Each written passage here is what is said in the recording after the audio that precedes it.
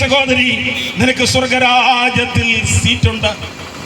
ഈ സന്ധ്യാവേളയിൽ ഞങ്ങൾ വിളിച്ചു പറയട്ടെ, നസ്രായനായിരിക്കുന്ന യേശുക്രിസ്തുവിൽ വിശ്വസിക്കാതെ, യേശുക്രിസ്തുവിൽ വിശ്വസിച്ച് സ്നാനമേൽക്കാതെ ഒരു വ്യക്തിക്കും സ്വർഗരാജ്യത്തിൽ പ്രവേശിക്കുവാൻ കഴിയത്തില്ല. നിങ്ങൾ ഏത് മതത്തിൽപ്പെട്ടവരുമായിക്കോട്ടെ, നിങ്ങളുടെ മതം മാറുവാനല്ല ഞങ്ങൾ പറയുന്നത്. നിങ്ങളുടെ മനസ്സ് മാറുവാൻ വേണ്ടിയിട്ടാണ്. നിങ്ങളുടെ മനസ്സിലാണ് രൂപാന്തരം സംഭവിക്കേണ്ടത്. നിങ്ങളുടെ മനസ്സിലാണ് മാറ്റം സംഭവിക്കേണ്ടത്. അതുകൊണ്ട് മതം മാറ്റാൻ വന്നതല്ല ഞങ്ങൾ. പിന്നെയോ ഒരു പാപിയെ യേശു സ്നേഹിക്കുന്നുവെന്ന് വിളിച്ചു പറയുവാൻ വേണ്ടി ഞങ്ങൾ വന്നതാ.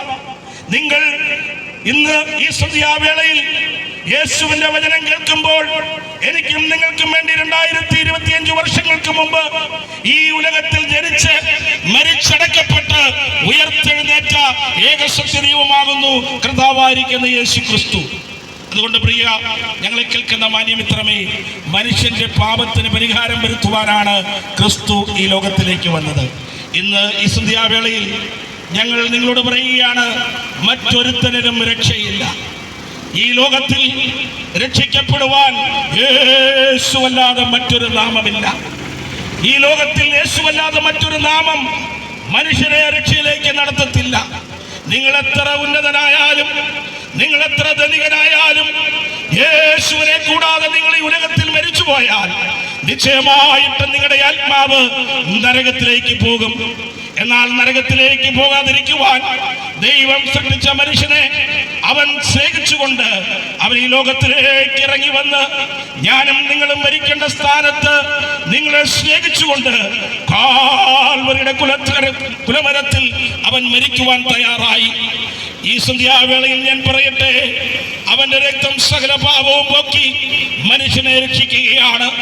ഇന്ന് മനുഷ്യരെല്ലാവരും അനേക രക്തം കൊണ്ടുള്ള പലവിധമായിരിക്കുന്ന പൂജകളും യാഗങ്ങളും കഴിക്കുമ്പോൾ, മനുഷ്യക്കുരുതി വരെ കഴിക്കുമ്പോൾ അതിലൊന്നും രക്ഷയില്ലെന്ന് ഞങ്ങൾ അടിവരയിട്ട് പ്രസ്താവിക്കുകയാണ്. അതുകൊണ്ട് നിങ്ങളുടെ ആത്മാവിനെ ഈ നിത്യമായിരിക്കുന്ന നരകത്തിൽ നിന്ന് രക്ഷിക്കുവാൻ വേണ്ടി ഒരേ ഒരു വ്യക്തിക്ക് സാധിക്കത്തുള്ളൂ. അതാണ് നസ്രായനായിരിക്കുന്ന യേശു. ആ യേശുവിൽ വിശ്വസിച്ചാൽ നീയും നിന്റെ കുടുംബവും രക്ഷ പ്രാപിക്കും. ഇന്ന് പകൽക്കാലം ഞാൻ പറയട്ടെ, ആമേൻ ആമേൻ. ഞാൻ നിങ്ങളോട് പറയുന്നു, വെള്ളത്താലും ആത്മാവിനാലും ജനിക്കാത്ത ഒരു വ്യക്തിക്ക് പോലും സ്വർഗരാജ്യത്തിൽ പ്രവേശിക്കുവാൻ കഴിയത്തില്ല. ഈ ഭൂമിയുള്ളതുപോലെ സ്വർഗമുണ്ട്, ഈ ആകാശമുള്ളതുപോലെ സ്വർഗമുണ്ട്. നാം ഇന്ന് കാണുന്ന ഭൗതിക ലോകം പോലെ തന്നെ അക്ഷരാർത്ഥത്തിൽ സ്വർഗമുണ്ട്. അതുകൊണ്ട് സ്വർഗം എന്ന് പറയുന്ന ഒരു മിഥ്യയല്ല, ഒരു സങ്കല്പമല്ല. It is a reality. It is there. So we are requesting to believe Jesus as your personal savior.